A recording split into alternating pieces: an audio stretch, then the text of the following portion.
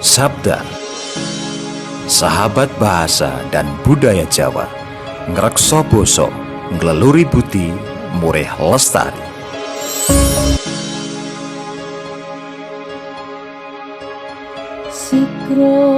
Sikro kang kapiarsa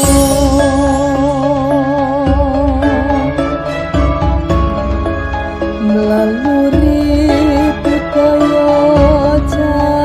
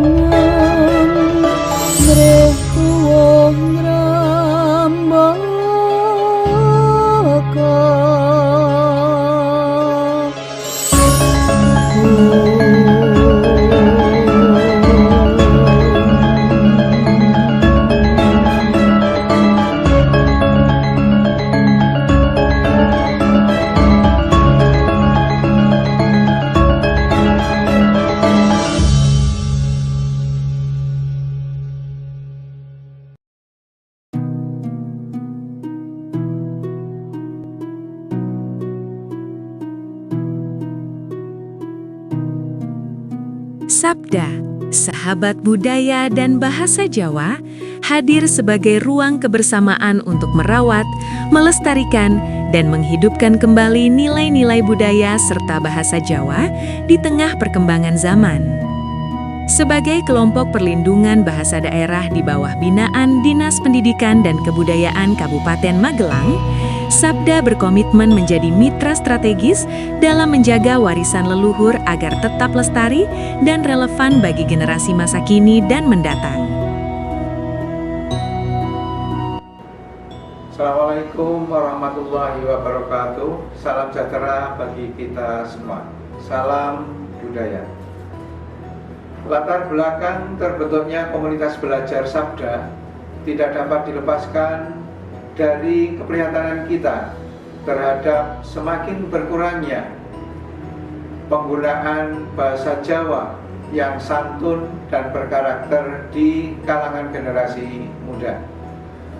Di tengah arus globalisasi dan perkembangan teknologi yang sangat pesat, bahasa dan budaya Jawa menghadapi tantangan besar untuk tetap lestari dan relevan.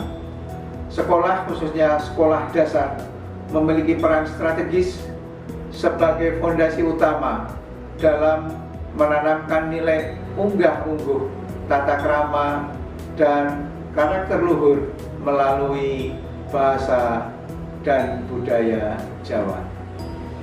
Oleh karena itu, kehadiran Sabda merupakan sebuah ikhtiar nyata dan visioner untuk menjadi ruang belajar bersama, ruang berbagi, praktik baik, serta wadah kolaborasi para guru dalam melestarikan sekaligus mengaktualisasikan bahasa dan budaya Jawa dalam dunia pendidikan.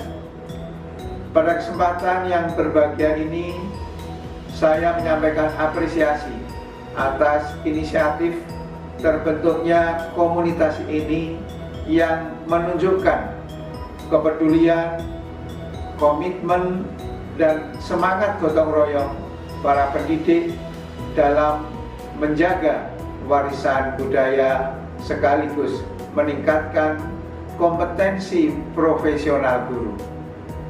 Apa yang dilakukan oleh Sabda merupakan wujud nyata belajar sepanjang hayat, belajar bersama, dan bertumbuh bersama. Bapak Ibu yang kami hormati, harapan saya dengan terbentuknya komunitas belajar Sabda adalah agar komunitas ini dapat menjadi motor penggerak pelestarian bahasa dan budaya Jawa di lingkungan sekolah, menjadi pusat inovasi pembelajaran, serta menjadi mitra strategis Dinas Pendidikan dan Kebudayaan Kabupaten Magelang dalam penguatan karakter peserta didik. Kami berharap Sabda tidak hanya menjadi komunitas yang aktif secara kegiatan, namun juga berdampak nyata bagi praktik pembelajaran di kelas dan juga kehidupan sehari-hari peserta didik. Akhir kata, saya menghimbau kepada Bapak Ibu guru untuk aktif bergabung menjadi anggota komunitas belajar Sabda dan berpartisipasi dalam setiap kegiatannya. Jadikan Sabda sebagai ruang belajar bersama, ruang berbagi inspirasi, dan ruang bertumbuh dalam menjaga marwah bahasa dan budaya Jawa. Dengan kebersamaan, komitmen kita semua, saya yakin bahasa dan budaya Jawa akan tetap lestari, hidup, dan membumi di hati generasi penerus. Semoga seluruh kegiatan Sabda berjalan dengan lancar dan memberikan manfaat sebesar-besarnya bagi dunia pendidikan di Kabupaten Magelang. Wassalamualaikum warahmatullahi wabarakatuh. Melalui berbagai program edukatif, kreatif, dan kolaboratif, mulai dari pendampingan pembelajaran bahasa Jawa, penguatan literasi budaya, kegiatan pelatihan, lomba, hingga produksi konten kebudayaan, Sabda terus bergerak menumbuhkan rasa bangga berbahasa Jawa serta kecintaan terhadap budaya lokal.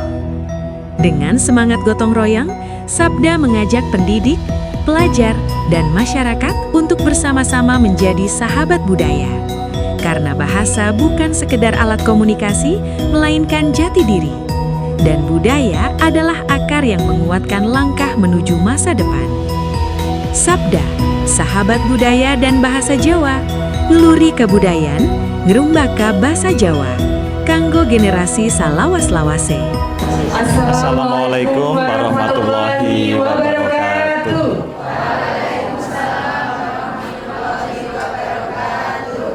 Wilujeng siang Bapak Ibu undangan Sutresno Budaya Jawi. Kados pundi pawartosipun dinten menika? Alhamdulillah. Remen boten nggih kepanggihan kalian tips Sabda menika?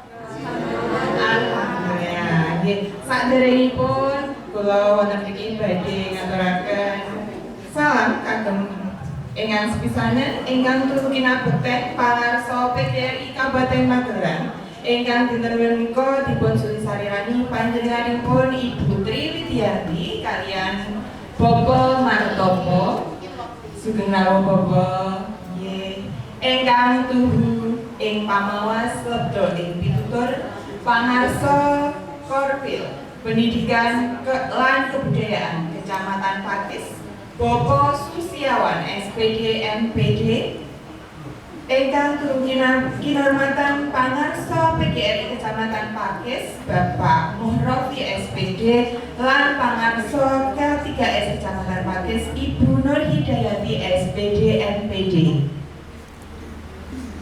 lan ugi boten kesupen pangarsa pawiyatan dasar saha SMP se-Kecamatan Pakis ingkang kinurmatan sagung paranpara saha pamangku budaya ingkang kula antu-antu seserapanipun.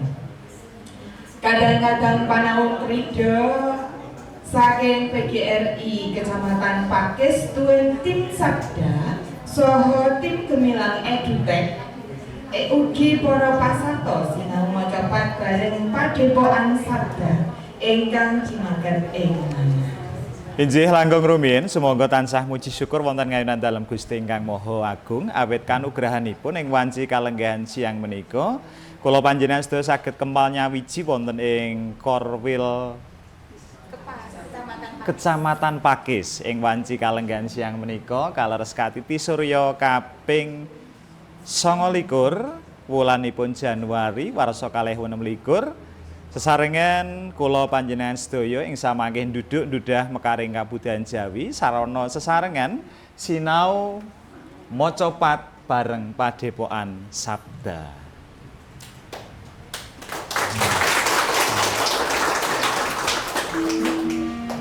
Bapak Ibu ingkang kinurmatan, adicara menika kaleksanan minangka kolaborasi saking Korwil Distribut Kecamatan Pakis ugi PGRI Kecamatan Pakis lan tentunipun saking tim Sabda Kabupaten Magelang.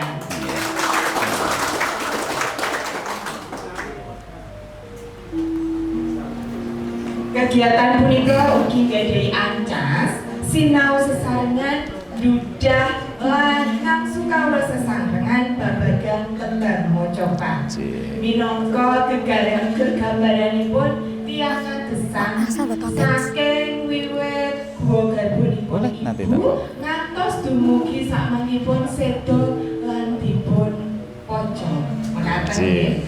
Mugi lumantar talk show punika panjenengan sedaya tegasan kula saged pikantuk seserapan lan ugi tansah saged ngrembakakaken saha muri-muri kabudayan Jawi. Mliginipun wonten ing watah Kabupaten Magelang. Injih, sagung para sutresna budaya miyarsa kakung putri menggah menapa satunggaling tembang ing samangkih wonten gepok senggolipun kalian tata gelaring gesang tiyang Jawi. Sinartan sinarat wonten ing pada satunggaling sekar kadi mekaten. Konggan kang tan merlokno mungguh ugering urip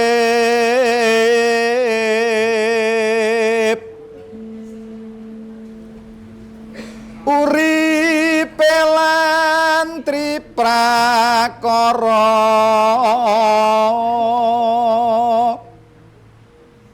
wirya harta triwinasis kalamun kongsi sepi saka wilangan telu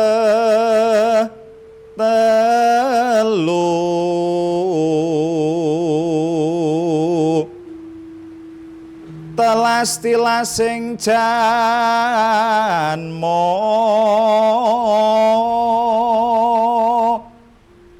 aji godhong jati aking temah popo papariman ngulan ndara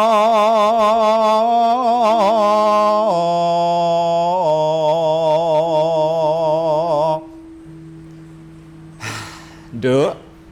Nggih, Pak. Ana apa? Kok kaya tak sawang madheg mangu menggalih sing bapak urung ngerti apa sing kok karepke? Kula niku kok asreh bingung, Pak. Kula niku kedah dados lare ingkang kados pundi to?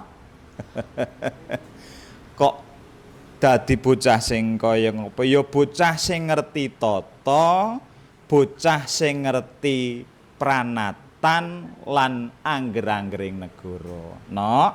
Nggih. Wis jamak lumrahe. Bocah sak umur sliramu kuwi ya kudu nglakoni trep-trepaning urip kaya mengkono. Dene ibumu ngendikake kaya dene fase. Fase niku kepripun, Pak? Fase kuwi peranganing urip tatananing menungsa kinandhut jroning guwa garba wiwitaning Eka Kamandanu ngancik ing Nawa Candra Daswari binabar mijil kinudang dening Rama Biyung ngerti becik lawan utama. Saka kandhutan lair tupekaning ngancik dewasa besok temekaning sirna lan pralaya. Kabeh ana jangkah wektu panjangkane no. Oh, tembang macapat. Nah. Jumbuh karo tembung jenengmu kuwi lho no. Bapak menehi tenger tembung limpat ngemu teges apa no? Besok dewasamu dadi bocah kang linuwih saka tembung linggane luwih oleh seselan in dadi bocah kang linuwih duwe kabisan kang piguna mungguh sliramu lan bebrayan wong akeh. Kaya dene tembang macapat. Dene jarwane tembang macapat perangane apa nyuwuna pirsa ibumu. Aja mung karo bapak, ibumu kuwi sarjana kok. Basa Jawa pisan. Coba nyuwuna pirsa karo ibu. Coba nyuwuna pirsa kan.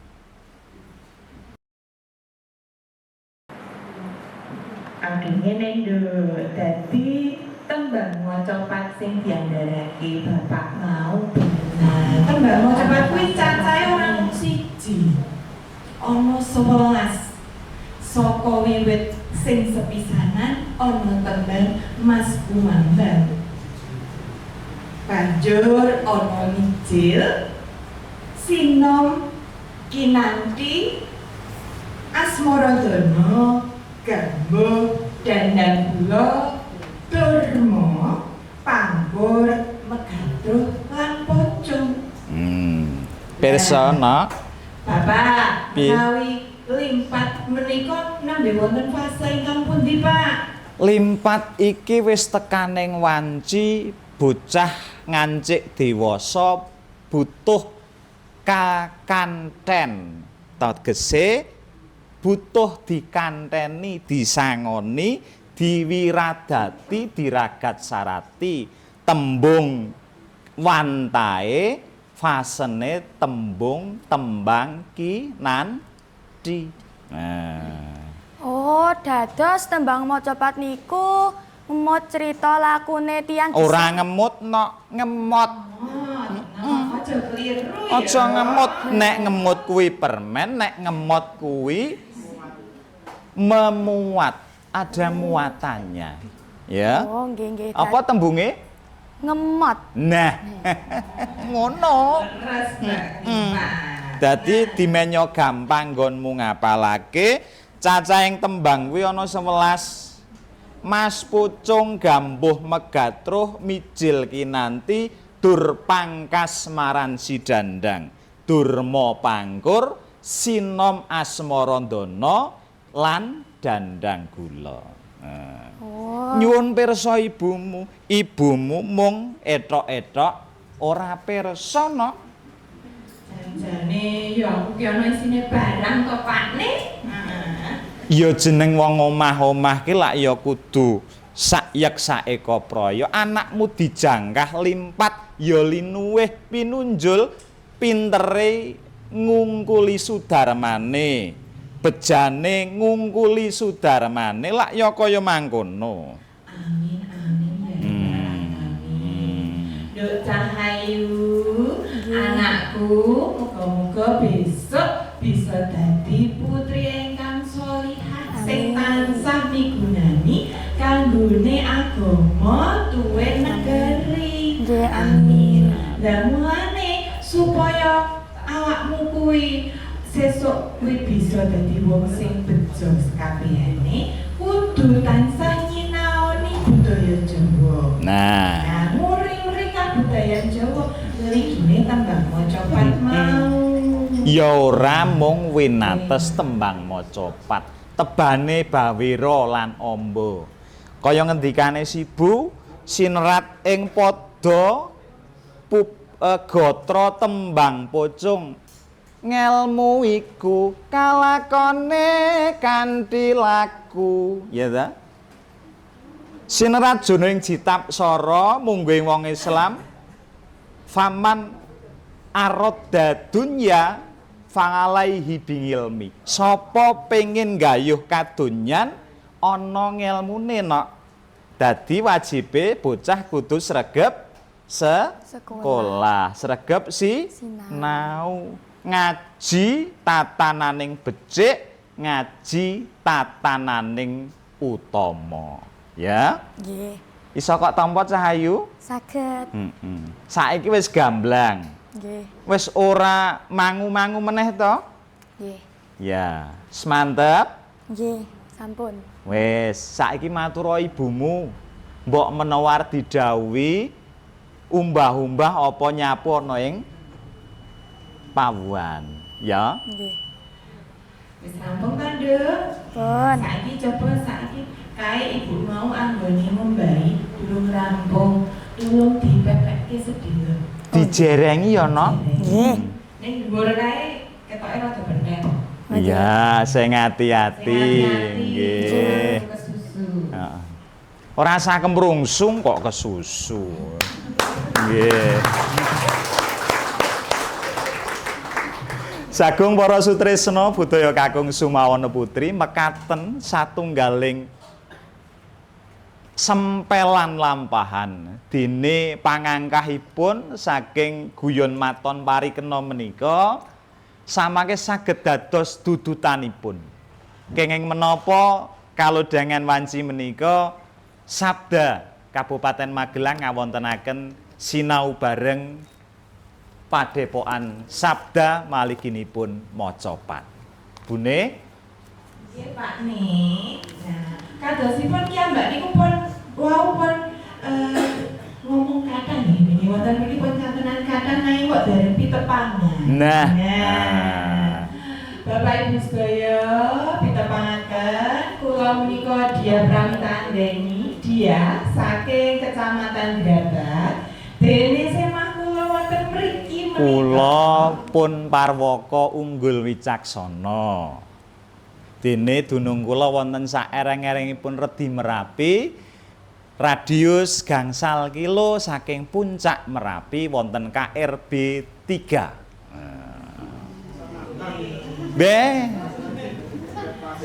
Nek ana evakuasi ngungsi dhisik dhewe. Nggih, dados wonten mriki kula kaliyan Pak Woko badhe nglantaraken sesarengan pirembagan babagan macapat. Ananging saderengipun menika sampun wonten parangpara ingkang estu kana babagan macapat. Inggih. Sinten Bapak? Inggih, ingkang samangke sampun karawuhaken tebih saking tlatah kitha Susu Boyolali kalebet kaperang tasih wewengkon Jawi Tengah ugi panjenenganipun kadang sinara wedi kula kepara dwija kula rikalanipun kula rumiyin teteki wonten ing Sekolah Tinggi Seni Indonesia Surakarta duk nalikaning semanten ananging sakmenika sampun gumantos asma minangka Institut Seni Indonesia Surakarta. Piyambakipun tinengaran asma Ibu Sri Warasi. Sri Warasi ingkang utah getihipun wonten ing Boyolali katiti surya kaping 1 Juni warsa 1979. Dene dunungipun masanggrah wonten ing Dempokan Sambi Boyolali RT gangsal RW 3 gangsal 7376 kodeposipun. Dene pawiyatan ingkang sampun dipun lampahi wonten SD Negeri Kali Sambi Boyolali, SMP Negeri Setunggal Simo Boyolali, SMKI Negeri Surakarta, S1 Sarjana Seni ISI Surakarta. Dene perkawis gempalaning jagat ingkang sampun dipun dhahar dening piyambakipun. Apa bune gempalaning jagat? Gempalaning jagat menika napa to, Bu? Tembung wantai pengalaman. Nah, Sampun. J. Pengalaman yang sudah pernah dilampaui, pengalaman makaryanipun minangka dosen isi Surakarta rikalanipun warsa 2000 gangsal dumugi 2007, pengajar seni wonten ing SD Negeri Kalih Sambi, pengajar privat seni vokal Mocopat, sindenan gaya Surakarta sarta karawitan. Minangka paranpara pelatihan Mocopat aktif damel konten YouTube maliginipun babagan kesenian tradisi lokal maligi gagrag Surakarta, Mocopat sarta karawitan minangka dokumentasi maligi tumrap ing donyaning pasinaon. Kalajengaken wiwit alit dumugi akhir dewasanipun kepara sakmenika sampun meh kagungan wayah, piyambakipun tasih nggilut nengenaken remen dhateng seni tradisional lokal. Ing antawisipun karawitan, tembang Mocopat ketoprak, wayang kulit, ringgit tiang, sendra tari Ramayana Internasional, musik, sendra tari Langendrian, drama tari, Kala Sinema RCTI, sindenan emo menika wonten tlatah pawiyatan menapa dene wonten ing bebrayana kathah. Nggih. Dene partisara ingkang sampun nate dipun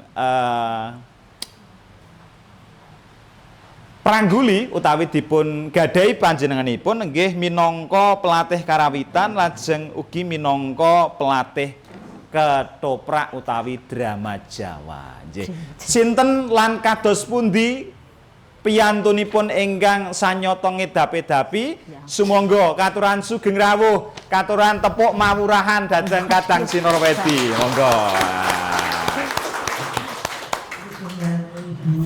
Monggo Mbak Yu. Waduh. Wonten mriki Ibu? Oh, nggih. Oh, nggih. Nah, dimenyo caket kalian kula. Oh, nggih. Bune ingkang angka kaping kalih sinten? Paranpara ingkang kasuwun. Nah, paranpara ingkang angka kalih menika sampun boten asing malih menika menawi wonten ing tlatah Kabupaten Magelang. Mbok menawi kadosipun menawi piyantun pakis menika ugi sampun sami pirsa. Ananging saderengipun perlu sangat kula pitepangaken kala rumiyin ingkang kaping kalih menika wonten Ibu Erna Rayung Sari SPD. Nah, panjenenganipun menika mijil wonten Magelang 7 Maret 1980 kalih. Nah, sakmenika minangka pangarsa utawi kepala sekolah SDN Kangkungan, Kecamatan Salam, Kabupaten Magelang. Dene riwayat pendidikanipun kala rumiyin sampun nate sekolah wonten SD Mater Dei Muntilan, SMP Marganingsih Muntilan, SMU 1 Muntilan, D2 PGSD UNY, S1 PGSD UNY. Nah, Burayung menika ugi aktif wonten mapinten-pinten wonten pundi-pundi nggih menika sampun minangka paranpara utawi narasumber revitalisasi bahasa daerah wonten ing Kabupaten Magelang. Burayung menika ugi sampun kagungan pengalaman lan dedikasi ingkang kathah wonten ing nguri-uri lan nrebakaken kabudayan Jawa mliginipun tembang Mocopat. Nah, menika kados sampun sampe pirsa dereng nggih? Dereng. Nah, dereng nggih. Nah, menika Burayung kasumanggaan Burayung jumeneng. Sumangga. Sumangga. Nggih. Kepala mawuran dhateng parampara. Monggo Ibu. Waduh. Monggo Ibu katuran pinarak. Nggih, katuran pinarak monggo. Inggih sagung para sutresna budaya kakung putri, pandemen linangkung para penggiat budaya miwah pamomong ing para putra wonten ing donyaning pasinaon tataran SD miwah SMP miwah inggahipun dene wanci kalenggahan siang menika ing samanggih kula sarengan ibunipun badhe ndherekaken lampahing adicara pirembagan mirunggan duduk-dudah menapa ingkang sinarat wonten ing tema ageng sinau maca pat bareng Padepokan Sabda. Kekalih parampara sampun rawuh lan ugi gunging panuwun linangkung dhateng para kadang panyengguyung sepisanan saking Edutek nggih Magelang ingkang sampun kepareng hanyingguyung dene kaping kalihipun saking PGRI Kecamatan Pakis lan ugi linangkung saking PGRI Kabupaten Magelang ingkang sampun paring jurung pambiyantunipun. Dene wanci kalenggahan siang menika gelaring adicara tumuli badhe kawiwitan. Sugeng rawuh kadang kula kekalih ingkang tansah winengku ing kamulyan. Sugeng rawuh. Sugeng rawuh Ibu. Injih. Mugi mboten lidok kalian awak kula ingkang rikala rumiyin tasih geseng ireng sameneika sansaya. Napa nggih? Injih. Ibu Warasi. Jumbo kalian ingkang sinarat wonten kalenggahan siang menika sarengan ing samangke badhe sinau babagan maca pat. Bune jenengan sik. Oh, nggih. Keluarnya Pak nih. Iya. Ladies first. Nggih. Warasi kegayutanipun kalian sinau maca pat menika miturut panjenengan Ibu menapa to sejatosipun tegesipun tembang maca pat menika lan kados pundi cacakanipun saha jenis-jenisipun menika minangka gegambaran lelakon ingkang kados pundi. Oh,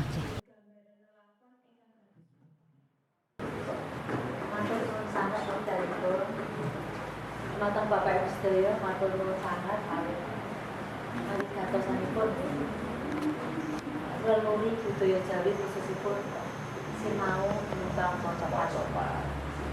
Tembang maca pat. Tembang kalau riyen para leluhur mastani tembang itu sami kaliyan sesat tembang. Dipun ginakaken Pandoyo swantenipun dimen kapiret dening sederek-sederek ingkang wonten sak njawinipun rangka. Kalau semanten Yai Sepuh menika mastani tembang menika kadijene kembang. Pramila tembang maca pat wonten kang mastani sekar maca pat. Menawi kita saklimpahipun wonten pundi kemawon merapi kembang angen-angen sepisanan mesti seneng, ayu, wangi, apik gitu. Nah, sakmenika nalika tembang digatokake dhateng maca pat sami Bapak Ibu. Wonten ing maca pat wonten istilah janggo dosa, kerata dosa nggih. Dados maca pat wonten ingkang mastani maca papat-papat. Niku nggih leres amargi pripun? Amargi menawi maca pat menika wilangan sekawan mandheg niku sekeca sanget. Contonipun mandheg papat penak. Upaminipun pangkur mingkar mingkur ya penak. Dadi wonten ingkang mastani maca papat-papat inggih saged. Lajeng wonten ingkang mastani maca cepet ugi wonten awit rikala rumiyin menika maca pat menika dados saged kangge ngentunaken nawala. Wonten ing maca pat khususipun waosan nggih. Sastra menika langkung baku tinimbang lagunipun. Dadi macane cepet. Satu nada, satu suku kata. Racakipun mekaten. Dados macanipun cepet. Contonipun ngilmu iku kalakone kanthi laku. Satu kata, satu nada. Maca cepat ugi leres. Lajeng wonten maca kapat. maca kapat menika maca ingkang kaping sekawan. Amargi wonten maca sa. Sa menika ingkang kaping setunggal kangge sekar ageng. Gitu. Kaping kalih sekar ageng rada ngandhapipun. Lajeng wonten 3 sekar tengahan, sekar alit, lajeng wonten maca pat. Maca kaping 4 makaten. Wonten melih ingkang maca pat menika maca cakep. Nah, merga mentingake cakepanipun, sastranipun. Namung kemawon sedaya wau saged ngrengkuh menapa ingkang dados werdinipun maca pat. Namung menawi kangge kula maca pat menika inggih menika tetembungan ingkang rinumpaka dados ukara nggih. Ingkang dipun edalaken mawi kagunan swara, pakai suara manusia nggih. Ngangge laras gamelan, slendro lan pelok. Lan mangke wonten gumathok ing paugeran wonten guru lagu, guru gatra saha guru wilangan. Makaten. Makaten Mbak Dian. Nggih. Bu Warasi nyuwun pirsa lajeng tuwuh pitakenan saking awak kula menika. Kala wau panjenengan nyebataken ngandharaken bilih tembang maca pat menika kawengku dening larasipun gongso. Nggih. Ateges saben maca pat menika mesti kawengku dening notasi gending. Lagu nggih. Menawi wonten nggih maca pat menika ada 2 komponen Bapak Ibu. Oh, nggih. Komponen kang setunggal nggih menika sastra utawi Cakepanipun. utawi teks. Oh, teksnya. Lah, Nggih. wonten ingkang nomor kalih wonten lagu. Lagu menika notasinipun. Menawi maca pat menika notasipun ngangge laras sing gamelan. Slendro saha pelok makaten. Nggih. Namung menawi wonten tlatah Banyumas wonten slendro miring. Oh, ngoten. Nek kanggenipun kita piyai Solo, piyai Jogja miring kuwi susah kaanggep kaya laras sing beda. Namung menawi wonten tlatah Banyumas slendro miring niku adaan amargi wonten ning Banyumas mboten kagungan gamelan pelok. Oh, dados mekaten. slendro diminirake pun sami kalian pelok. Mekaten. Nggih. Dados anggenipun mangkih mbok menawi wonten giri patembayan menapa sinten kemawon ingkang badhe nyekaraken satunggaling pada sekar maca pat menika ingkang dados patokanipun tintinganipun utawi menapa menika seratanipun napa menika? Lagu gamelan. Mboten anu nggih, larasipun gamelan mboten anunipun nggih. Bakenipun wonten ing larasan gamelan rumiyin nggih. Oh. Yektosipun maca pat menika ngadeg piyambak Kang Mas. Ngoten. Nah, pramila menawi wonten lomba maca pat mboten wonten gender. Oh, mekaten. Amargi mangke mekaten. Tiyang menawi nembang maca pat nika lak ngadeg piyambak. Nggih. Dados swara nada dasar. Nada pertama niku awake dhewe nggo gamelan dhewe. Oh. Tapi tetep intervalnya laras gamelan. Laras gamelan. Nggih. Oke. Dados mboten umpaminipun lare alit nyuara cilik ora tekan. Nggih. Saged dipun andhepaken kalian titi laras gamelan ingkang sak mestinipun. Amargi mboten wonten tintinganipun. Nggih. Namung menawi wonten tintinganipun adaan menawi maca pat kangge bawa menika lak bibar bawa lajeng tiba gending utawi langgam. Lah menika kedah sami kalian larasing gamelan. Mekaten. Nggih. Dalem. Kita sampun. Nah, kalau wau dipun ngendikaaken babagan guru gatra, guru lagu, guru wilangan. Kita sedasipun kados pundi? Wonten ing maca pat menika wonten padha Bapak Ibu. Setunggal rambahan maca pat umpaminipun menika pangkur. Mingkar-mingkuring kara ngantos dumugi Den KST Siang Ratri. Menika naminipun setunggal padha. Lah, wonten malih maca pat menika ingkang gunggungipun kathah padhanipun. Wonten nek mingkar-mingkuring kara niku anggep mawon wonten 5 napa 7 pada. Niku naminipun pupuh. Mekaten nggih. Lah, sakmenika guru gatra. Guru gatra menika cacahing baris saben pada. Nggih. Sakpada wonten pirang baris menika pinten larik menika naminipun guru gotra. Lajeng malih wonten guru wilangan. Guru wilangan songo lan kalih ngoten niku Pak Mas. Lah wilangan menika suku katanipun, wilanganipun saben kata. Umpaminipun mingkar, mingku, ring, ukara. 8. Nah, menika 8 wilangan. Gotra sepindah 8 wilangan mekaten.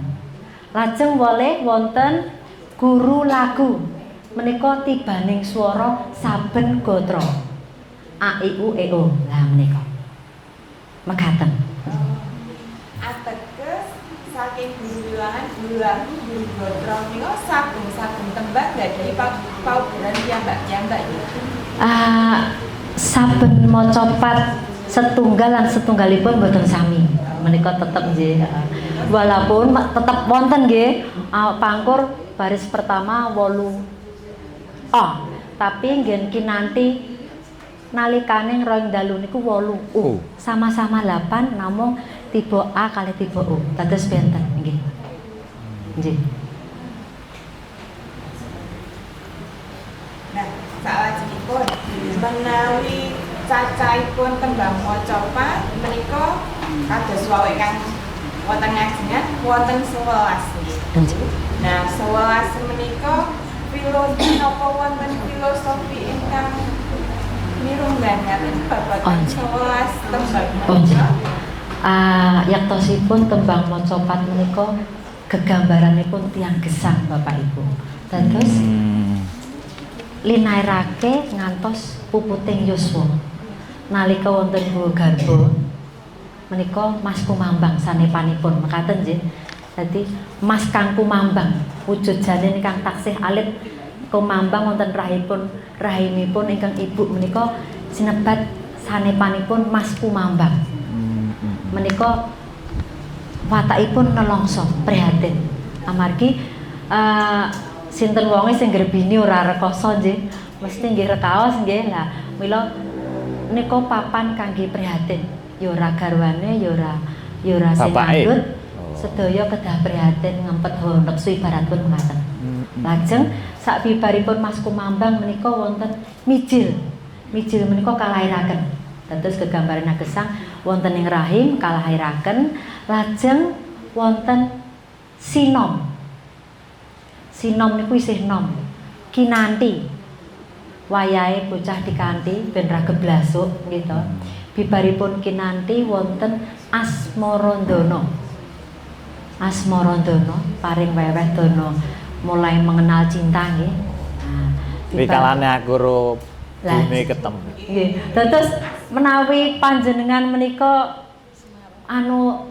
maos kados Serat Centini. Nggih. Peda Pradangga menika gegambaranipun agesang wonten nggih buku. Piyayi rumiyin menika ndamel napa mawon ngangge maca pat Bapak Ibu. Saestu kula niku wonten griya gadah buku kandhane Wayang Ringgit Purwa. Niku ngantos jilid 9 ya. Niku basa Jawa. Basa Kawi, sae sanget. Nggih. Kangge Bapak Ibu menawi badhe ngudi tetembungan ingkang Kawi wonten niku kathah sanget. Ngoten. Cerita saking babat Ramayana ngantos Angling Dharma. Ngoten. Babat Tanah Jawi. Lajeng wau sampun dugi Asmarandana. Nggih. Pak Rasmbana terus Gambuh niku manunggaling katresnan nggih. Gambuh lajeng wonten Dandang Gula. Nggih. Dandang Gula niku wis rasane legi nggonung bebrayan. Anyar-anyarane bebrayan niku ya Dandang Gula niku nggih. Mula nek enten nggon wayang wong, nggon ketoprak, nggon wayang gandrungan ngangge Dandang Gula. Panjenengan gandrung kalih mbok wedok mboten Dandang Gula? Mboten. Langsung Gambuh mesti. Mboten pun tuwa wis ra. Dandang Gula lajeng wonten Durma nggih. Durma bibar Durma wonten Pangkur, lajeng wonten Megatruh, lajeng Pocong, Pucung nggih. Yektosipun wonten malih Mbak Diah. Namung klebet kaperang wonten sekar tengahan. Naminipun wonten wirangrong. Oh, Dadi wirangrong. nek bar dipocong niku enten balabak dipageri blabak. Oh. Dadi dipeti mati niku nggih. Ah, blabak niku balabak. Wonten girisa, wonten lajeng terakhir wirangrong, mlebu ngerong. Namung kemawon petang lagu menika mlebet wonten ing sekar tengahan. Kasus mboten malebet wonten ing perangan maca pat. Yektosipun nggih wonten guru lagu, guru gatra, guru nipun, guru Oke. wilangan. Nanging kok mlebete dhateng sekar tengahan. Skemanipun nggih sederhana kados maca pat. Oh, ngoten. Namun kita tetap populer ngagem ingkang 11 niku wau. Mekaten. Panjenengan menika kono sanget to babagan tembang macapat. Menawi pun jenengan nembangaken setunggal mawon Nah. dengan Mas Kumaban Bos. Ah, Mbok menawi wonten teksipun teksipun derek pun ketinggalaken wonten layar. Dipun share screen dimening samangke para pamirsa ingkang wonten dalem saged mirsani. Mbok menawi kalih nyamektakaken menika nggih Mas Woko. Oh nggih. Ah, teknik nembang macapat nggih Bapak Oh, nggih. Ibu. Wonten Saderengipun teknikipun. kula mangke Nggih. wonten nembang macapat menika sastra lagu minangka sastra. Dados ingkang dipun bakeni menika sastranipun utawi cakepanipun.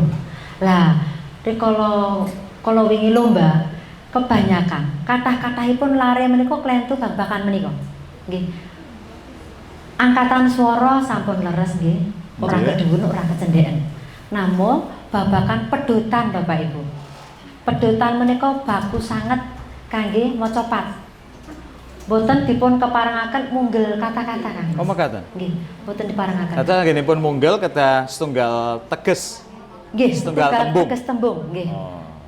Namung kemawon ya ora boten kepareng acak terus saben sak tembung mandeg nggih boten kepareng. Oh, ngoten. Dados wonten paugeranipun amprih kepenakipun mekaten nggih. Menika wonten sekar Mas Kumambang nggih. Pelokipun Pelok nenem nggih. nenem. Nggih. Menika larasi dhuwur banget. Monem cici. Monten nggih. Nggih. Mana cici mekaten nggih. Wong tan manut pitutur wong tuwa ugi. Nggih. Terus lajeng Jiro luluro.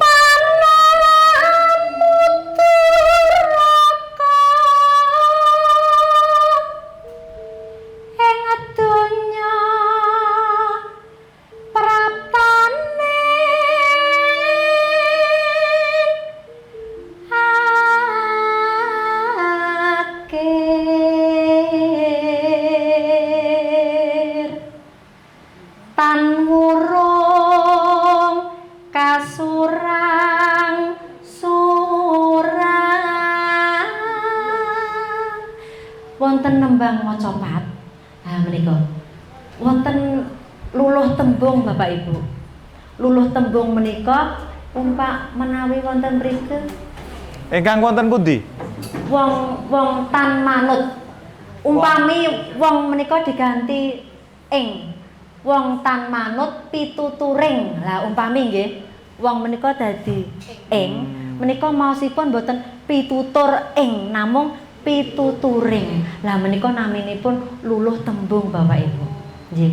Dadi Wong tembunge tan manut, meleleh luluh mekaten. pituturing. Nggih. Umpami menika wonge diganti ing Kang Mas. Oh, Nggih. ngoten. Nggih. Umpami meniki ing donya praptaning. Lah menika mboten ing donya prapta. Nggih. Kathah maca pat kala wingi lare-lare majeng lomba menika isih prapta ing umpaminipun mekaten. Lah menika ingkang leres praptaning. Tetembungan menawi angsal akhiran menika dadi wutuh nggih. Ora praptoning tapi praptaning. Praptaning. Oh. Nangkane. Lah mekaten. ora kok nangkane tapi nangkane. Nah, makaten. Pengucapan pelafalan menawi nembang macapat makaten menika. Nggih. Lajeng nyuwun sewu, Bu. Menika wonten notasi ingkang ngandhapipun dipun garis menika anggenipun kala wau kula menika. Menika nandhakaken bilih huruf A nggadahi 3 nada suara. Makaten. Dados dipun gregel manut notasi menika par. Menawi napa kados pundi? Lomba. Menawi saged gregel menika langkung sae nggih. Nggih. Amargi nggih panci paugeran mboten ana kok nembang macapat kudu gregel, kudu ngeluk mboten wonten. Namung menawi panjenengan saged menika langkung sae. Kados Pak Woko nembang kang sepindah wau nggih sampun gregel dugi pundi-pundi nggih. Nah, kula wonten mriki kok. Nggih. Kula mboten teng pundi-pundi lho. Suarane teko usuk barang lho, Pak. Weh, nurut usuk niku tikus e. Nggih. Dados menawi menika lak nembang macapat waosan Bapak Ibu. Menawi waosan menika mboten kepareng nembang keluar dari nada apa yang sudah ada mboten dipun keparengaken. Mari nadanipun wong tan manut wong tan. 6 ji nadane nggih 6 ji tok nggih. Nggih. Lajeng wonten umpaminipun contonipun ning akhir menika. Ing donya praptaning akhir. Ing donya praptaning. Lah niku mboten dikeparengaken menawi menika macapat waosan, nggih. Menawi napa malih menika menawi lomba. Menika mboten dipun keparengaken. Kalau lajeng wonten mangkaten Mas Woko. Menawi nembang macapat menika gregelipun kados kroncong. Menika lak wonten nggih. Kados Indonesia ngoten. Gregel menika vibrasi nggih. Nggih. Vibrasi lo. Nek gregel menika wonten nggih menika gregel. Menawi lo menika vibrasinipun nggih. Niku carane niku pripun saged ngoten niku. Mobilnya daharpen. Daharpen juga. Pripun nggih nek kula mbiyen rikala alit kula sinaune nembang ben swaraku iso lo iso naik turun mentul-mentul niku kula wonten pinggir sumur Bapak Ibu. Kan sumur riyen nimba nggih. Nggih.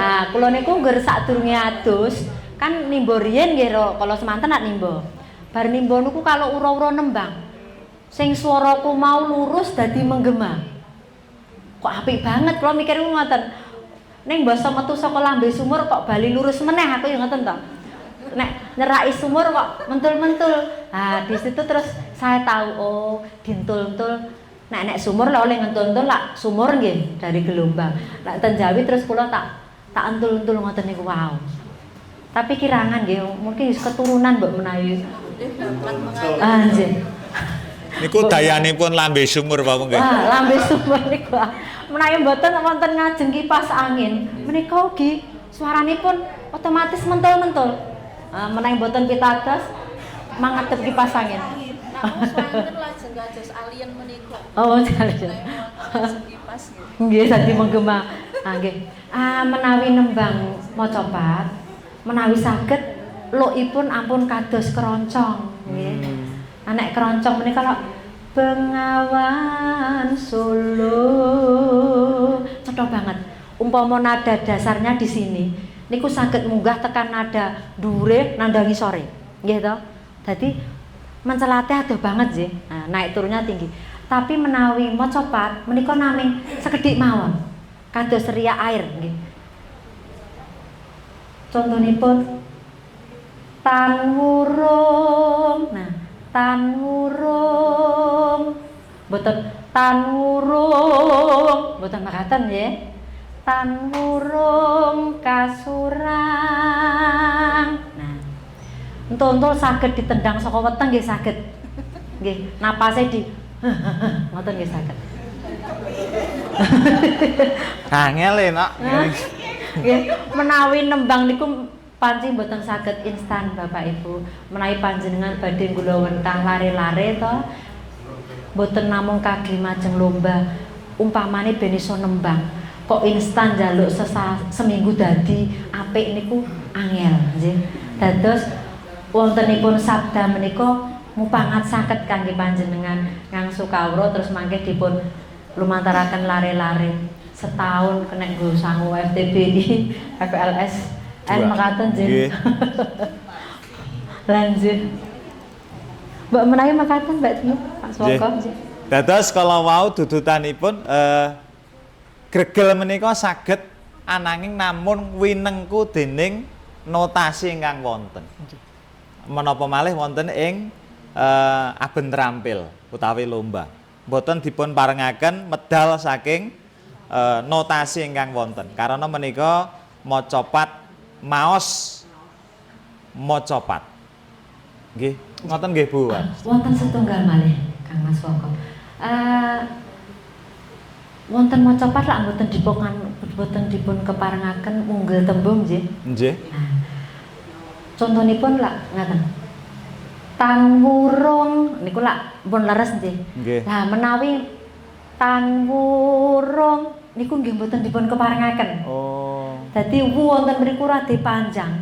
Niku mboten dipun keparengaken. Nggih. Tan wurung kasurang niku mboten pareng. Nah, kathah-kathahipun lare-lare mekaten nggih. Rumaos sampun mboten medhot nada to. Tan wurung niku tetep panjenengan niku naminipun pedotan kenceng. Pedotan kenceng menika ora nganggo mandhet nanging kaya wonten jedahipun menika naminipun pedotan kenceng. Nggih. Menawi tan wurung menika pedotan kendho naminipun nggih. Menawi tan wurung kasurang tanwu menika wau ngangge pedotan kenceng boten kepareng. Mangke dipun ajrahaken menawi saged ngewahi tembung mekaten nggih.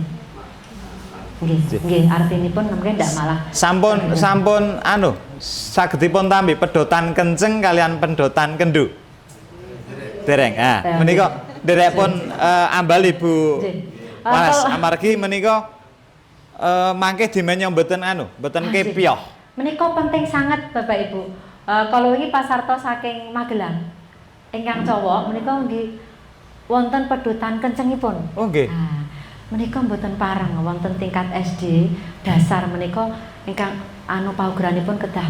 Menawi wonten SMP malah sampun dipun parengaken. Amargi wonten SMP lak damel notasi piyambak, lagu biasa, lagu piyambak. Menawi SD kedah sesuai notasi dados pedotan kenceng. Namine kenceng sepeda motor nek cek kenceng lak cek mlayu to. Nggih. Menawi wonten mriki carane ngakali tanwu menika boten parang mandeg nggih. Dadi ingkang leres tan wurung ngoten. Ora kok tan wurung boten kepareng.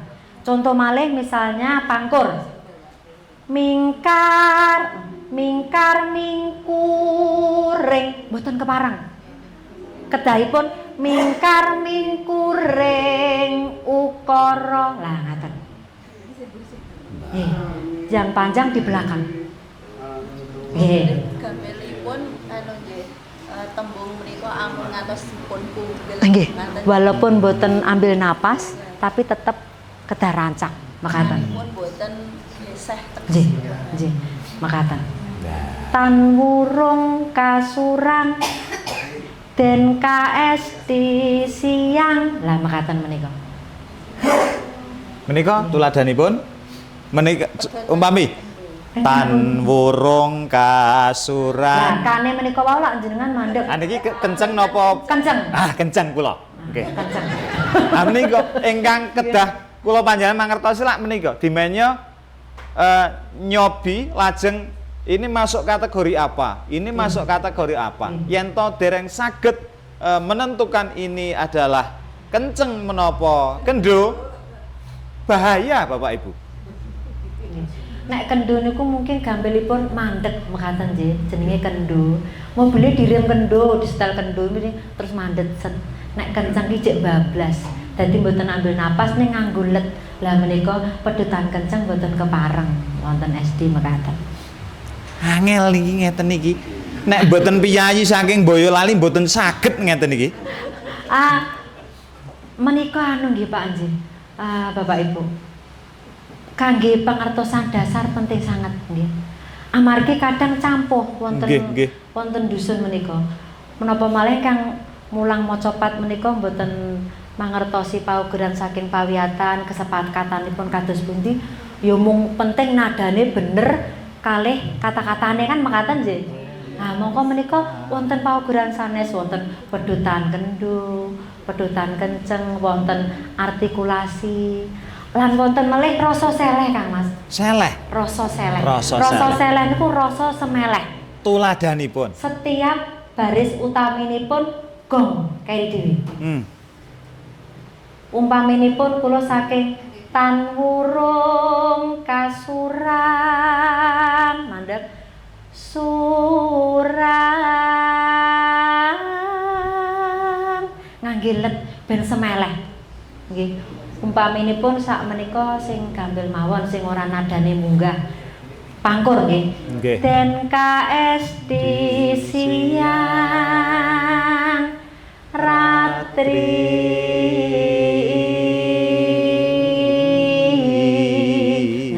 rasa semeleh ora kesusu makaten.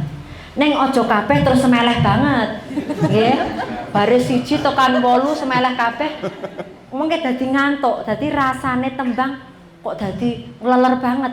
Dadi tetep baris pertama anu nggih rada aja semeleh banget-banget. Semeleh niku pas gong terakhir rasa seleh ageng. Ibarate ngoten. Menawi gending kuwi tiba gong. Makaten. Makaten Mas Monggo. Wah nggih, ajeng kula catet niku. Sesuk ajeng kula dol niku. Menawi wonten campur sari campur sang merdika nggih. Nggih, merdika. Dados panjenengan mboten saged anu sesuk muridku tak ulangke ning penyanyi campur sari. Wah anu kacau. Nggih. Cekap seserepan menika mawon kagem panjenengan mucal lare-lare sampun cekap. Nggih. Nek ora mboten ngertos iki nadane unine piye, buka aplikasi gamelan. Niku pun wonten mengke. Nada lu pelok iku piye, mau kepiye mekaten. Ora perlu tekok sapa-sapa. Saking menika wau sampun cekap nggih. Mekaten. Sampun cetha menika Bapak Ibu. Cetha nggih Bapak Ibu. Malih ginipun pedotan kenceng. Kendo. Bapak-bapak pirsa nggih kenceng? Nggih. Bakenipun pedotan kenceng, pedotan kendo menika amargi mangke menawi lepat anggenipun paring wulang wuruk dhateng prosiswa ingkang kedusan dipun todhi malaikat menika ingkang paring wulang wuruk. Ya waka kae bocahmu kleru lem ngajari maca pat ora sida munggah swarga dier ngono. Ah menika wigatinipun sinau bareng Padepokan Sabda. Tepuk tangan dulu. Dene salajengipun Bune. Iki Mbak Yumu disuwuni pirsa. Nggih, menawi kala wau sampun nyuwun pirsa kathah dhateng Ibu Warasi, lajeng Mbak kula ingkang wayu sanget menika saking tlatah Muntilan menika ugi badhe kula suwun pirsa. Amargi panjenenganipun menika minangka pangarsa SD. Dadosipun estu sampun pono menawi mulangaken maca pat dhateng lare-lare SD menika kados pundi. Apripun langkung sae lan lare-lare menika Remen. Dhateng tembang maca. Menapa kedah dwijanipun kedah guya-guyu. Enten iki menapa kados pundi lak kula mulak jibek anggenipun menggalih to. Mumet. Kuwur. Ah, kuwur. Nggih. Menika kalau sampun andharaken kalian Bu Sri Warasi nggih magayutan teknis. Oke, paugeran-paugeran. Nggih. Nah, menika saling berbagi ngaten nggih. Malikinipun badhe paring piwucel magayutan tembang maca pat dhateng siswa wonten ing pawiyatan dasar Nggih. Ingkang bagem sepisan menika kedah nuwuhaken raos sampun rumiyin. Dados anggenipun maring piwucal nggih. Bocah niku digawe seneng sik. Aja nganti lagi napa dipun awiti kok bocah niku wis wedi. Nah, apa meneh guru yoga pernah perlu sekolah omah gak ono masalah. Nah, namun ingkang dadosaken prihatos wonten saben dintenipun bilih wonten ing pawiyatan dasar menika boten saged pungkiri nggih. Mbok bilih menika wonten panjenengan kula piyambak mbok menawi nggih. Dados Bapak Ibu guru menika biasanipun kok ajrih menawi ngepasi piwulangan basa Jawa babagan maca pat biasanipun lumpati. Padahal niku nggih piwulangan ingkang saestu penting wigatos sanget napa malih sakmenika saben taun mesti wonten agung trampil kang kinten maca pat. Lah menika PR kagem Bapak Ibu guru. Lah menika saupami kula panjenengan menika boten saged ngawaki piyambak. Nah, ingkang sepisan saderengipun saged mirengaken wonten channel YouTube menapa dene nyuwun piwarah rumiyin ananging ingkang kedah pun ngantos menika kathah ingkang sinau saking channel YouTube.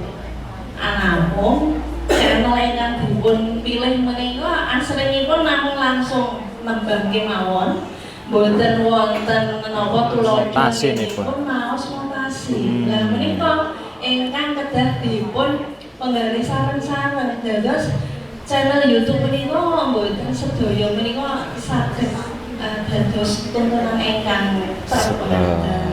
Dados menika nggih gelem ra gelem awake dhewe iki ya tetep kudu gelem sinau. Nah, menika dados dasaripun utaminipun awak dhewe piyambak kedah sinau rumiyin. Nggih.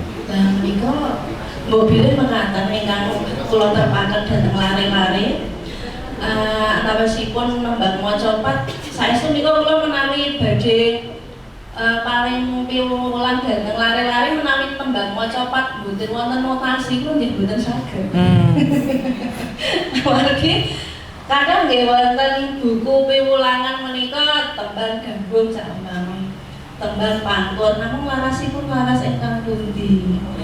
Lajeng menika tembang maca pat niku wonten warni-warni nggih menika wonten kinanti wantah lajeng dandan kula kemawon ugi wonten warni-warni ugi nggih dandan kula pengantin anyar.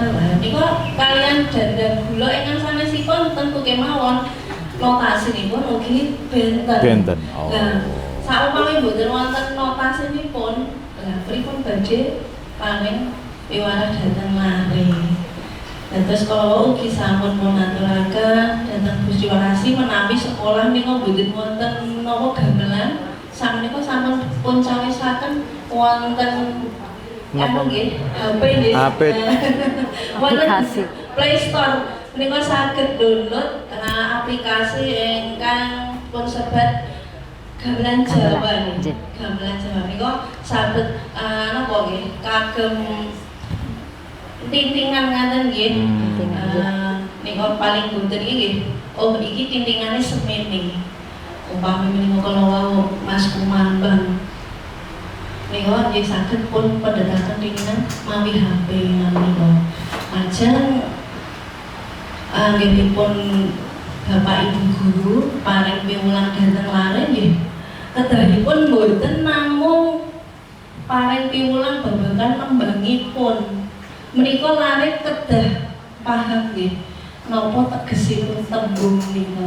Nah, menika dados samangke lare-lare menika anggenipun nembang ya ora mung waton apal, namung ugi mangertos napa tegesipun. Menika mbok bilih nggih samangke lajeng kula menawi teknik wonten sarahipun wonten penghayatan Bu. Pedotan kenceng, pedotan kendro. Pedotan kendro. Nah. Nika ugi saestu dipun tremahan dhateng lare-lare namung nggih. Namunipun lare nggih oke sing sapa wae jenenge lali. Nopo menungsa niku mapan donane luput ning lali kok gitu. Nggih. Ino lawan apes. Nah.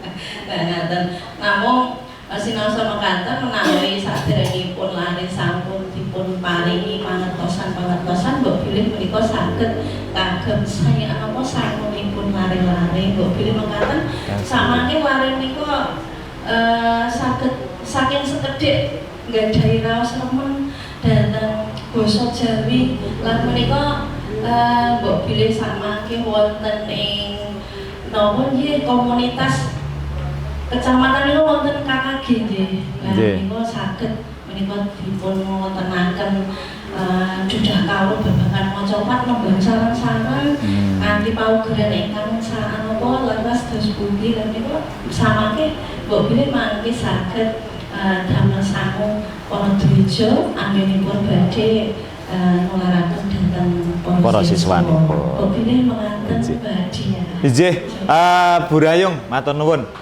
Sagung para sutresna linangkung dulur-dulur kula Bapak Ibu guru ingkang sampun rawuh wonten studio dalu menika enjang menika siang menika pangapunten mboten wicaksana mbok menawi samangke pirembagan menika namung maligi dhateng kula kalian ibunipun kalian narasumber ananging monggo mumpung tok sumberipun ngelmu babagan tembang maca pat menika tasih lenggah wonten ing papan menika kula sumanggaaken wontenipun pandangon miwah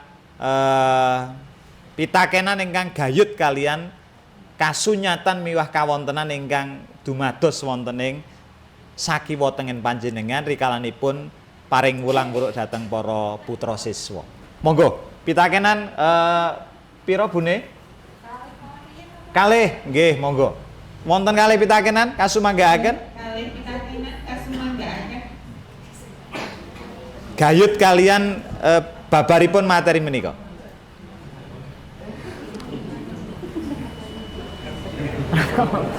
Kok kadosipun sampun sami pirsa. Sampun sedaya menika Pak Ni. Pun sami paham Sampun sami pirsa. Bapak menawi anggenipun pakai dikan kita menggunakan bahasa Indonesia Pak. Boleh. Arep Bu, Pak, menawi boten ada anggenipun dikan menggunakan bahasa Jawi, pareng menggunakan bahasa Indonesia. Nggih. Monggo. Monggo. Oh, nggih monggo Ibu. Monggo Ibu. Nah. Bu, kita Oh, nggih. Oh, nggih. Matur kalian Ibu Waraswati. Warasti. Alhamdulillah asmanipun saya. Nggih. Amin. Nggih. Pinangan waras. Amin. Nggih. Niki kula badhe matur sedhik Bu. Kula niku nek mulang niku napa niku Jawa. Kayuyun kalian lari-lari menika kok kayuyun kalian campur sari sing pun enten niku lho Bu. Dirubani kok angeli jamak nek ngelok-elok niku. Aku ngeten Bu, kula ngeten. Soale nggih kok daerah campur sari. Mas kok pirsa daerah kulo dandan Pegalan. Lu kok campur sari lan kata to. Lari-lari kayuyun sekitare niku lho Bu. Dadi dibenerke niku Angel nggih. Kok malah karepe dhewe ngoten niku lho. Kok pripun ngoten lho. Nek matur mawon atur nuwun. Nggih. wonten malih Bapak. Bapak. Setunggal malih pitakenan pandangan ibu-ibu. Nggih. Kados pundi anggenipun ngleresaken kukuh bakuhipun para siswa ingkang ngugemi bilih nggen kula niku pun wonten campur sari kondang. Lah terus ngeten iki nek nembang. Nah, menika Bu. Monggo Bu Warasti. Mekaten Ibu nggih. Menawi menika mboten kangge lomba, mboten menapa-napa. Amargi cengkok menika kathah sanget.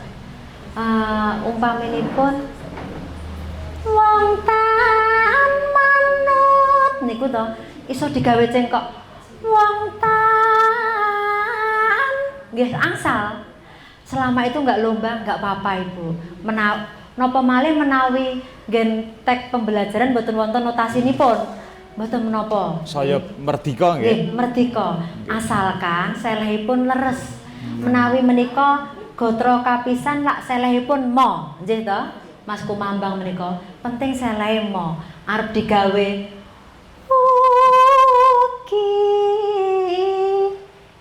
misalnya ji nemo nggih saged angsal. Dados menawi menika mboten kagge lomba silakan. Lah ingkang susah menika mekaten Ibu. Kadang kendalane pelatih maca pat.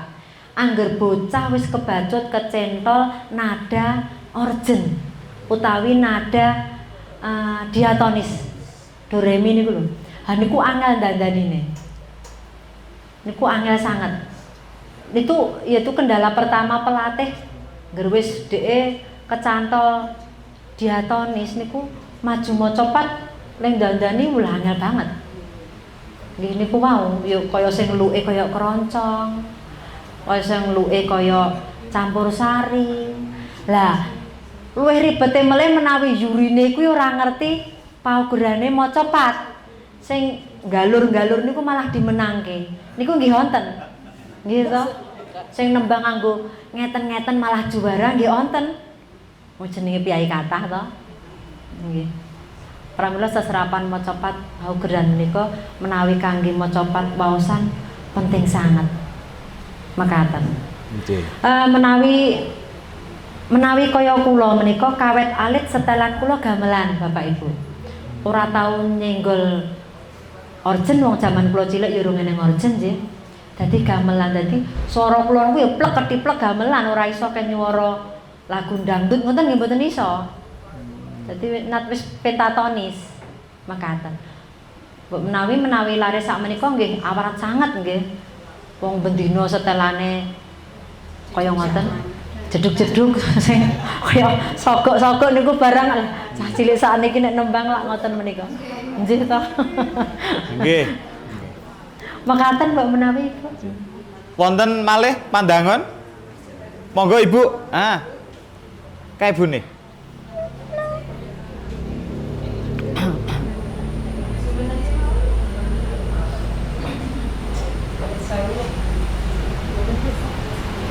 Badhe nyuwun priksa amargi kula nggih napa nggih upami pas badhe wonten lomba nika kan wonten mbentenaken antawisipun pelok kaliyan slindro. Lah niku nek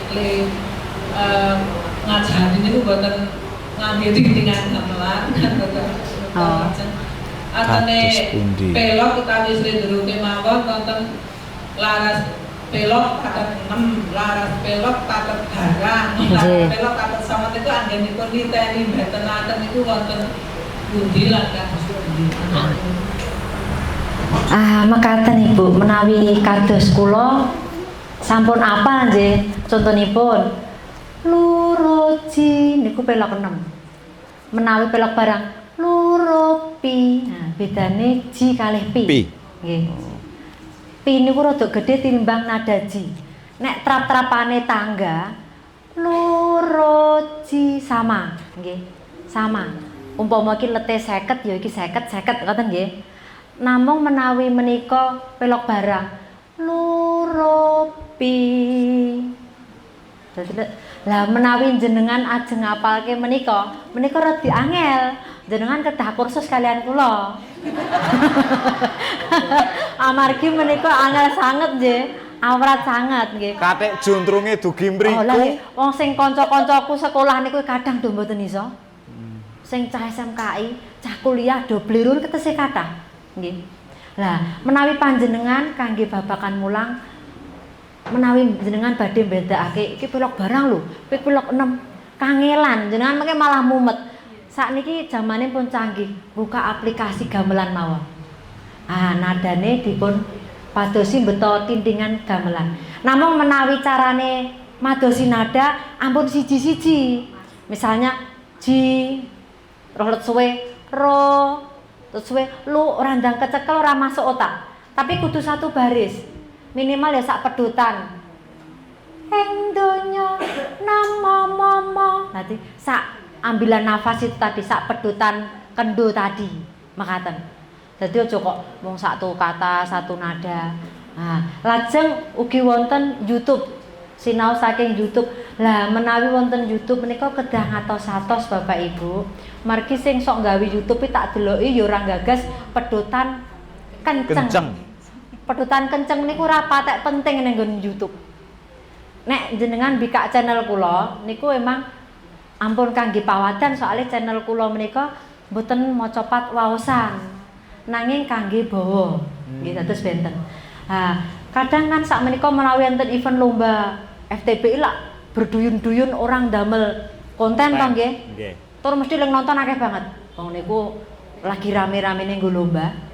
Lah, pedutan kenceng menika adaanipun dilirwakake wonten mriku. Ingkang gatra kaping sekawan nggih, racake nggih mesti kesalahannya begini. Tan wurung kasurang mesti ngoten. Kebanyakan begitu, nggih. Di semua banyak kasus seperti itu pembuat YouTube. Tan wurung lah penak banget. Nane nano mesti ngoten niku to. Den KSD. Terus den K kok mandek, kok ora etuk mandek to K niku. Kudune den KSD lah. Tapi kebanyakan den KSD siang. Oh ngoten. Jadi dua suku kata kaya enten letih sithik-sithik ngoten niku lho. Nah, menika mboten parah. Mbok menawi buka aplikasi menawi kulinten jenengan tabuh per baris ciro roro lu ciro cinam ciro ngoten mengke ngenge sampun kecekel. Ning nggih tetep harus masif sinaunipun. Mekaten. Nggih. Bapak-bapak wonten pandangan? Bapak menika dereng. Bapak menika pun kulino. Nggih wonten kenceng menika nggih, Pak. Nggih. Dudutanipun kendo kenceng. Pak nih. Lha priye Bune? Genduk limpat mau sajake wis rampung nggone. Oh iya. Iya. Nok. Jajal mrene yo. Nah. Kene lenggah karo ibumu. Ki sliramu nang mburi lak yo mireng le do rembugan to. Nah, coba bapak tak nodi. Sliramu bisa apa ora nembangake cakepan tembang Mas Kumambang larase pelok patete 6. Mboten apa dicendekke, dicendekke. Coba ya, Nak. Ajeng dicendekke enggak apa-apa ya. Enggak apa-apa. Nggih. Manut sliramu. Angkatane sesuai. Angkatane manut sliramu. Dipersani notasine. Aja mirsani bapak.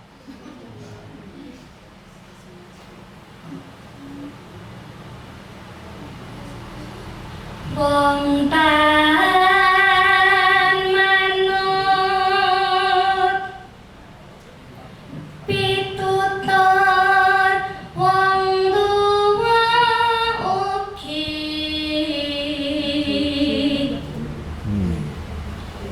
panemuturaka ing donya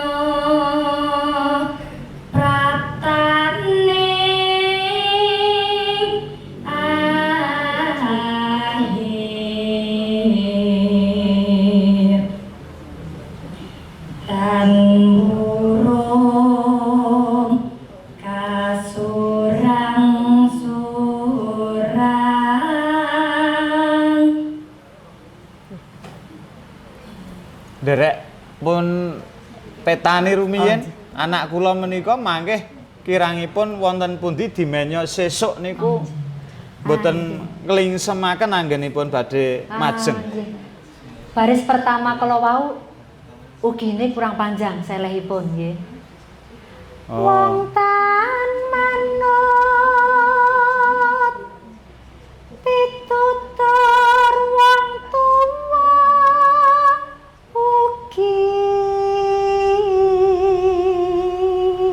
rodok panjang nggih ginya. Terus panemu lah. Adik tadi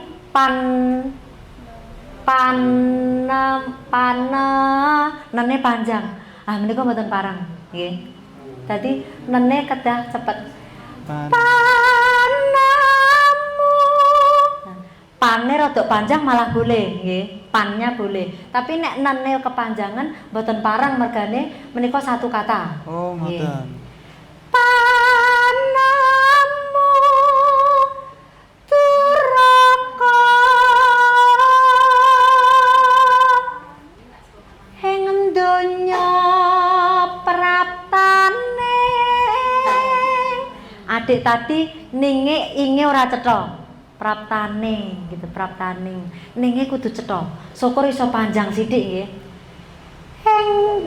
Ing donya praptane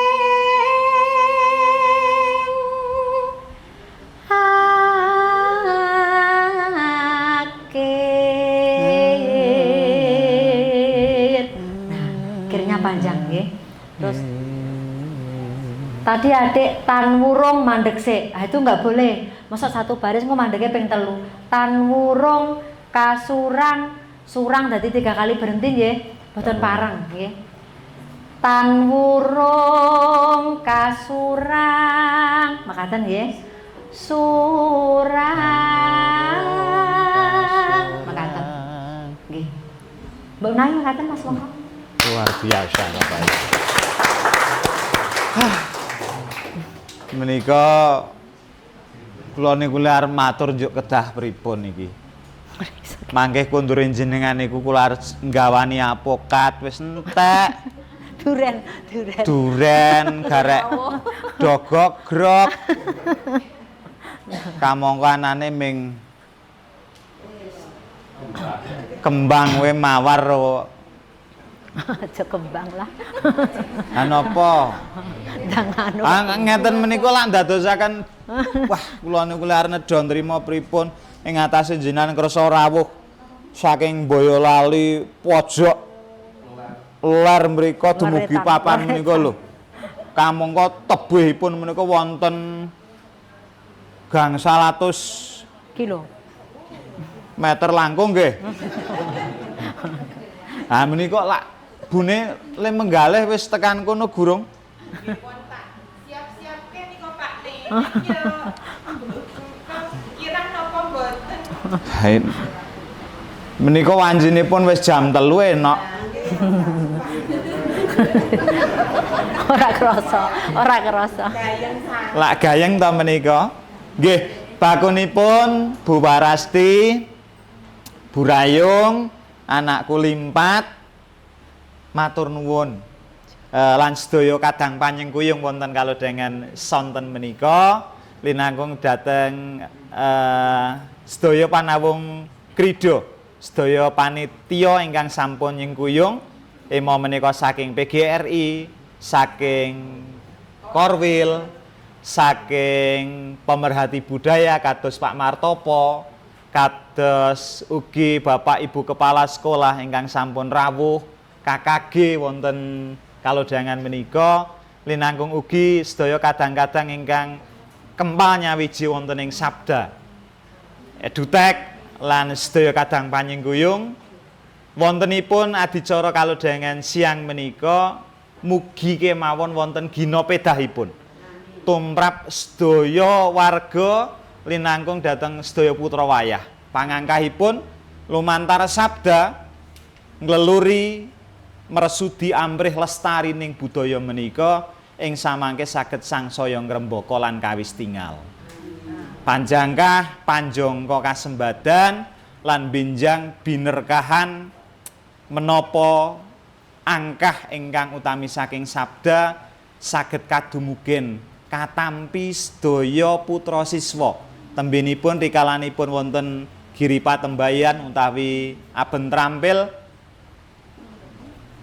saged mbeta kuncaraning asma Kabupaten Magelang maliginipun karana piyambakipun padatan ingkang minangka Dewan Pambiji. Nah, Pramila kanthi menika matur nuwun estu panjenenganipun Mbak Yu Warasti, Mbak Yu Rayung, rawuhipun denok limpat besok dadi wong pinunjul ya nak. Amin. Lan wusananipun kono sing pamit no aku ra tekan.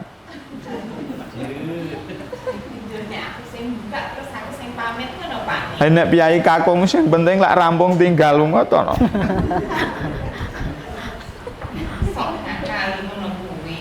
Nah, para pamirsa lan Kakang Sutresno Budaya Jawi nika sampun dumugi ing pungkasaning adicara mbok menawi kula kaliyan Kang Mas Woko menika kathah kalepatanipun kula estu nyuwun anggen sing samudra pangaksa. Saderengipun dipun pungkasi gelaran menika ing samangke saged panjenengan pirsani wonten ing kanal YouTube Sabda Kabupaten Magelang. Nah, saged dipun upadi lan saged minangka gegaran. Karena ing samangke insyaallah panganggah saben Kemis Pon samangke sabda badhe sowan ngabiyantara wonten ngarsa para sanak kadang lumantar live YouTube miwah live wonten ing studio anggenipun badhe mendhet gambar miwah ngrawuhaken para-para ingkang badhe kasuwun pituduh lan pituturipun. Wusananipun atur sepisan malih kula sakadang aturaken panuwun gunging panuwun ingkang sakalangkung ageng dhateng sedaya parampara ingkang sampun rawuh miwah sedaya kadang panjenengan ingkang sampun sabiyantu gemelaring adicara sabda sinau maca pat bareng Padepokan Sabda wonten di kalenggahan siang menika surya kaping 29 Januari warsa kalih 26. Wusana sewu lepat diagung pangapunten. Assalamualaikum warahmatullahi wabarakatuh. Rahayu, rahayu, rahayu. Matur nuwun.